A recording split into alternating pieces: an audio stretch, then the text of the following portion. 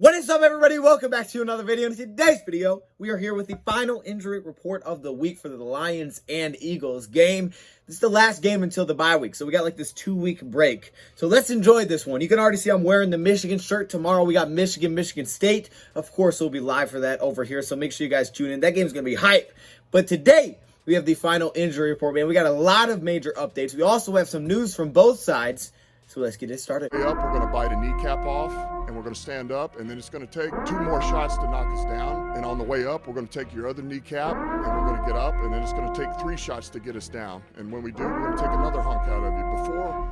Before long, we're going to be the last one standing. Welcome, everybody, to our video. Glad you guys are here. Hopefully, everybody's having a good Friday. Okay, you see what we did there? Taking a look at the Eagles and Lions injury report today. We have some updates with guys on IR, and I would say we have some good news from the Lions side today. And from the Eagles side, we got a lot of updates there as well. Nick Sirianni gave us a little insight. Let's take a look at the Eagles side of the injury report. And as you guys can see, there's been a lot of improvement since Wednesday for their injury report. Yeah, there's a lot of names on here, but there's also a lot of improvement throughout this week. Yesterday, there was a lot of good news, and today it kind of continued, I would say. So starting off at the top with J.J. Arcega-Whiteside, the receiver, really hasn't had a ton of impact in the receiving game like at all, but he is back in full participation today. Remember, he started off the week with did not participate, and now he's back full participation, and he's listed as questionable for this game. Continuing down, Fletcher Cox, the defensive lineman, with rest to begin this week. He's been full participation the last couple of days. He will play in this game, and I don't know if there was like really concern about that heading into the week because it was just rest,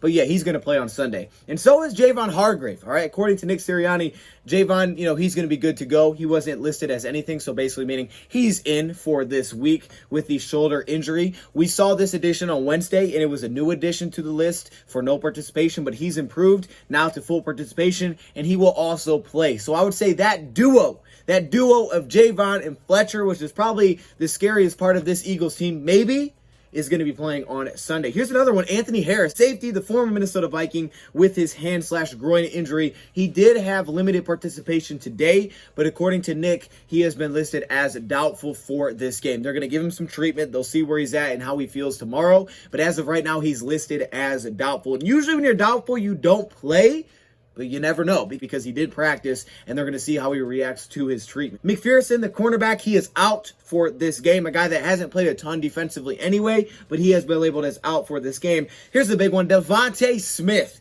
the Heisman wide receiver, he's in. He showed up on Wednesday with a headache. He did not participate, but now he's in full. Yeah, there was a lot of names on here to begin the week, but a lot of them are going to be playing. And Devontae Smith, he's one of them. Jack Anderson, the offensive lineman, he's in for this game as well. Lane Johnson, who began the week with rest, he's in. Jason Kelsey, he's in. All right, so Lane Johnson, Jason Kelsey, Fletcher Cox, these guys that all had rest are all going to play in Sunday. Here's the big one. This one surprised me when I saw it. Ryan Kerrigan, the defensive end, had full participation today. He did not participate yesterday. Now, he's had a kind of limited role defensively, playing like 20 to 40% of their snaps on the defensive line, but he went from did not participate to full participation today. He will be playing in Sunday's game against the Lions. I don't know how many snaps he will get in that game, but that one definitely stuck out to me because this defensive line is really what they're known for, and they're missing a couple of pieces for injuries, guys on IR, things like that. But Ryan Kerrigan, the vet defensive lineman, he's going to be playing in Sunday's game. And finally, you wrap this up with Miles Sanders, and Miles Sanders will not be playing in Sunday's great game, according to the Eagles head coach. He did say that means Kenneth Gainwell. We're going to see him. We're going to see some Boston Scott.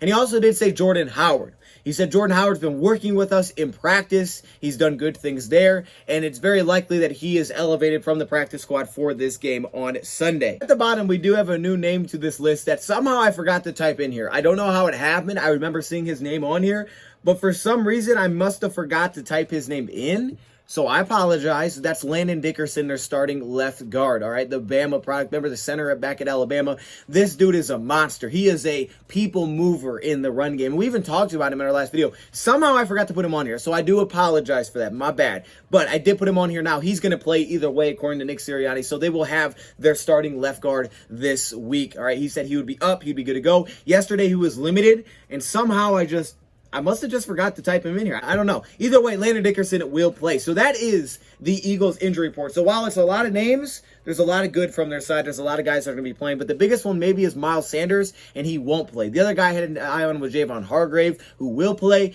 and Anthony Harris is another big one because we heard Mark Brunell talk about the Eagles, and defensively, he's like, man, they pose a lot of problems. And even Dan Campbell said the same thing. They disguise coverages extremely well. They are a two-shell, they're a cover two type of defense, but they do disguise coverage as well. They have good corners. They have some real nice safeties, but Anthony Harris looks like he may not play. And then, of course, that defensive line with Kerrigan, Javon Hargrave, Fletcher Cox with some rest. You did see Derek Carr kind of go off against Eagles, but like Brunell said, because Carr went 31 for 34, but like Brunell said, he gave him more credit to kind of where they're at right now as a team, the Raiders, and where their offense is at right now. But he did say, yeah, they do pose some problems. So let's move over to the Lions side, because I would say we also have some good news on the Lions side of the injury report as well. Plus, we have some updates with some of their IR names. All right, let's start with the injury report, though. First off, at the top, Jerry Jacobs returned to practice today. He was listed as limited, but don't let that concern you, because even though he's technically questionable, Dan Campbell said he's good. That's what he said. He said, we're going to get him back out there. We're going to get him running around. It sounded as if maybe they're going to possibly use him at different positions, practice him there. That's very possible, because they did say he could help us in the slot a little bit if we need it.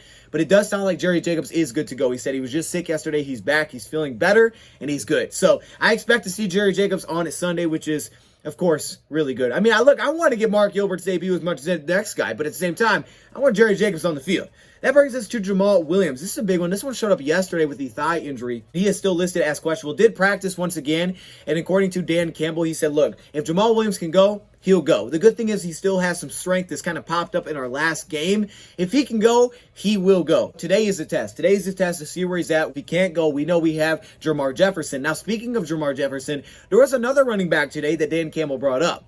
Now, Dan Campbell was talking about some of the players that we have on this practice squad and guys that maybe he wants to see. The first guy he brought up was Craig Reynolds, who he says has been doing a nice job for us. It's easy to forget we got Craig Reynolds sometimes because it's been kind of the Swift and Jamal show, but we know how good Craig was in preseason. We got Jefferson, we still got Craig. Neither of them have taken a carry in the regular season. So anyway, he did say Craig Reynolds. He also said Scrap, and I was like, who in the world is Scrap? Devontae Beckett. He said, look, that's just a name they gave him. I don't know. If I don't call him by that, they don't even look at me. What a cool name, Dion. If I were going to change my name, I'd go with Dion. Scrap? Okay, Scrappy. I'm assuming that because he's smaller, but at the same time, he had he was the defense player of the year. All right, anyways, Devontae Beckett. He also brought up Lamania. I thought it was Lamania, but he said like Lamania or something. He said it like it looks. And I was like, okay, maybe I'm saying this wrong the whole time. This is the outside linebacker that we picked up from the Chargers, man. The guy definitely has some pass rush ability. And he also Rashad Berry, who we got back. He's been good as well. Those are the four guys that he brought up. Now, that's not saying that they're going to play this weekend, but those are guys that he would like to see at some point. He said, look, if they're here, we like them. There's a reason that they're here. But anyways, continuing with the injury report, Trey Flowers, the outside linebacker, he's been limited all week. He's listed as questionable for this game. But if there's something good to take away from this is that he's practiced every single day. Limited fashion, yes, but he's practiced every day. Some real good news, though, because this is a lock. It's TJ Hawkinson. He's going to play on Sunday, all right? This guy showed at the beginning of the week unlimited, and even though it was more of a teaching day Wednesday, it was like, all right, at least he's practicing. At least he's not listed as, didn't practice. But he is full today, and he is listed as in. So no question, Hawkinson's going to play on Sunday. That's a big one. That's nice to see. And it looks like there may be some improvement here with his injury going forward, which is great. Here's another improvement, A.J. Parker. Very concerning yesterday when we saw him on this list, and it said no participation, and it was like, oh, A.J. Parker may not play this weekend. We kind of just been back and forth on whether or not A.J. Parker would play. He said this about A.J. Parker. We're going to get him out there. We're going to get to see him, and he does look better. All right? Now, there's no guarantee that he's going to play on Sunday, it sounds like, but it's definitely a good improvement from no participation on Thursday, which was a little bit concerning for sure. But he's been improved back to limited, and now he's listed as questionable for this game. Okay, we've said it many times by now. You're probably tired of hearing it.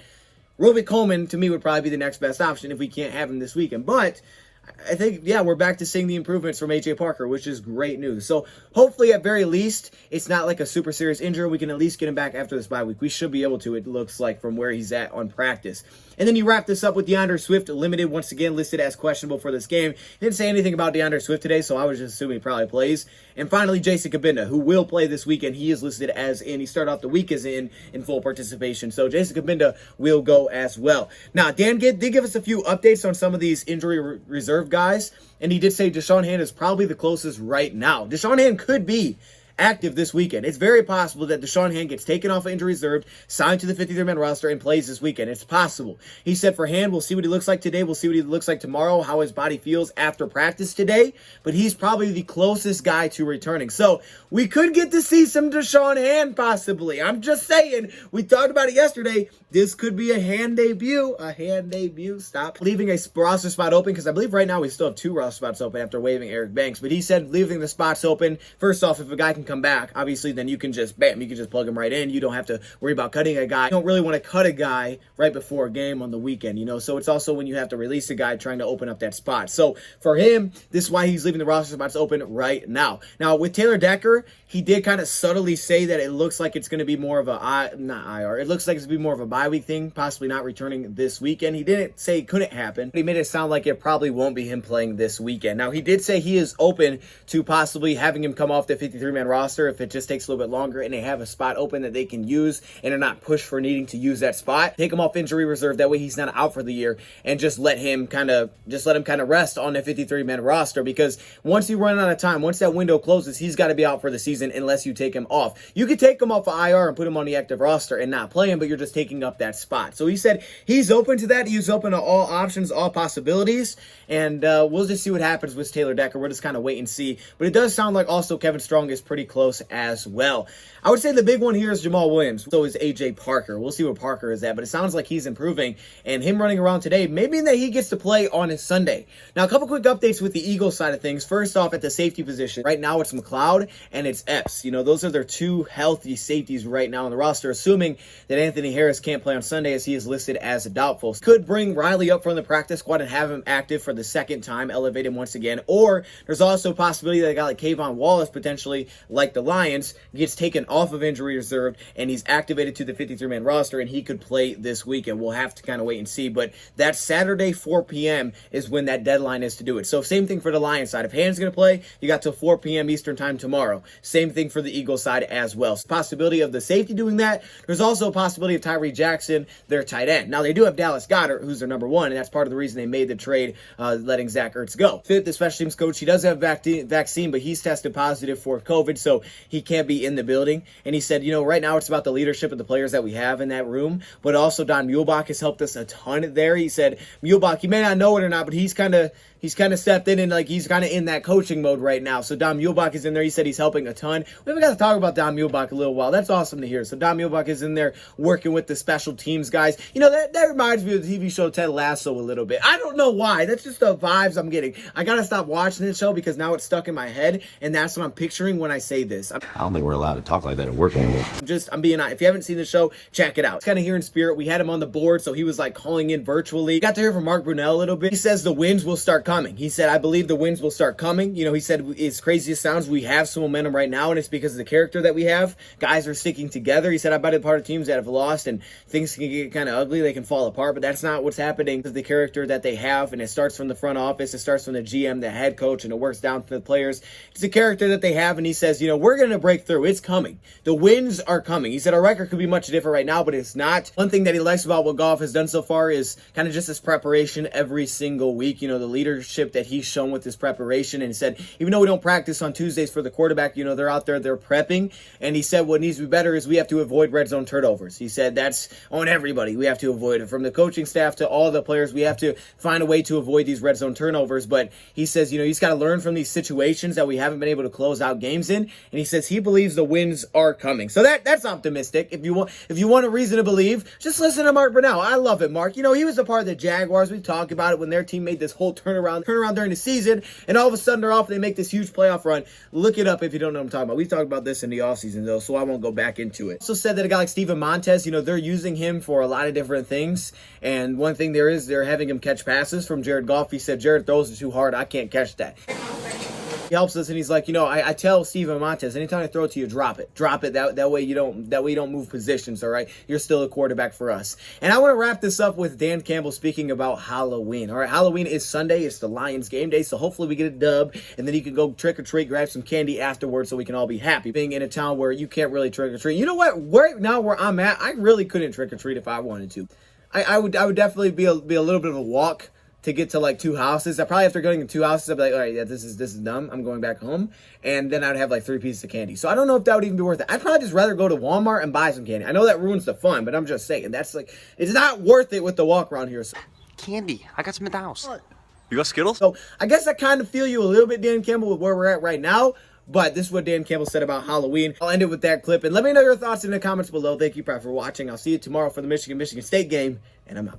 He hated Halloween, by the way. Oh, yeah, because that's like, you know, you got to wait for it to get dark. All right, so he's been working all day long. And that's one. 2 is it's, you know, all right, we're going to go. I got to go drive around, let you guys get out, whatever. And so we would go drive to the nearest town, you know, which had about 400 people in it, by the way. So we drive out there, and it wasn't far away. I mean, you know, it was 5 miles or whatever, 5, 8 miles. So it's not like it was a huge trip, but you know, we'd load up, and he'd just pull up, and hurry up! And we'd jump out, you know, in our suits, have our bags. We had just the old paper bags, you know, run up there and do it. We'd just go from house to house, and if it was, we'd come run back to the house, and he's like, no, just keep going. We'd run house to house, come back, and the whole time he's yelling, hurry up! So, anyway, but you know what? He did it every year. He did it every year, so. House to house in that neighborhood, I mean, it was close enough to what. Yeah, well, for that town, even as small as it was, yeah, I mean, you're running an acre or whatever to the next place, so. It's better than wasting gas.